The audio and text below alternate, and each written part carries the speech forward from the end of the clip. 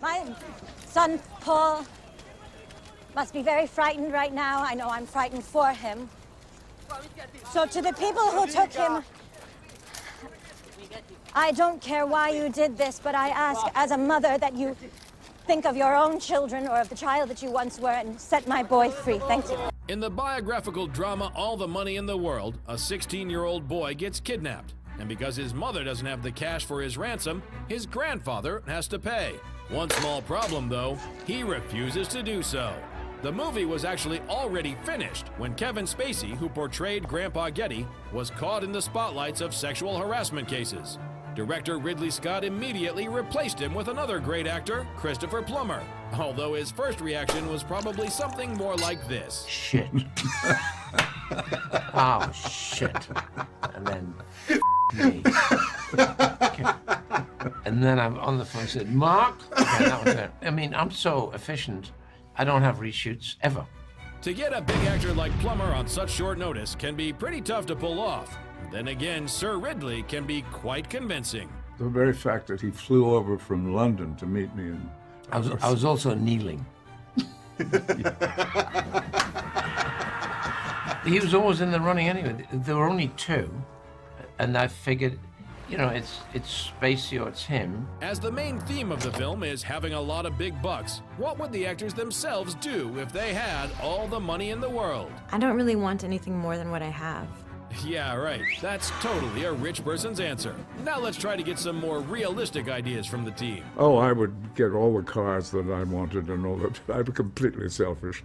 But I would really reserve most of it for either diseases, for cures, and save the animals. I'd probably get season tickets to Disneyland and a private jet to take me there whenever I'd like. I just make sure that we're good, that my kids are good, that the people around me that really need it are good, and then, you know, focus on the things that are important to me, and as far as, you know, philanthropy and things of that nature, you know, helping especially, you know, inner city kids, at-risk youth. There's a lot of drug problems right now in our world.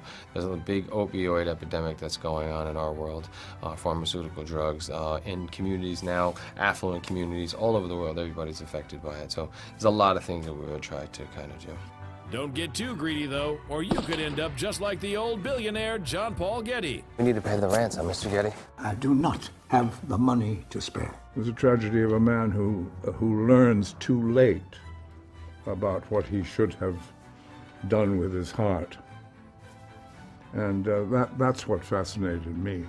It was the disintegration of an extraordinary kind of greatness in dealing with money. To see a guy who is so wealthy and would do so much even for the art world and for the culture, but yet, you know, wouldn't pay for his laundry, wouldn't let anybody use the phone, and wouldn't pay for his son, you know, when he was kidnapped. His grandson, it's fascinating. You know, it's two sides of the coin, and both of those circumstances create a giant moat around people to not have enough and to have too much. But you can never have too much of those greenbacks, though, Michelle. As long as you take a lesson from this movie on how not to use it when your loved ones are in danger. If you have all the money in the world, at least buy a ticket and see this true story as it's out.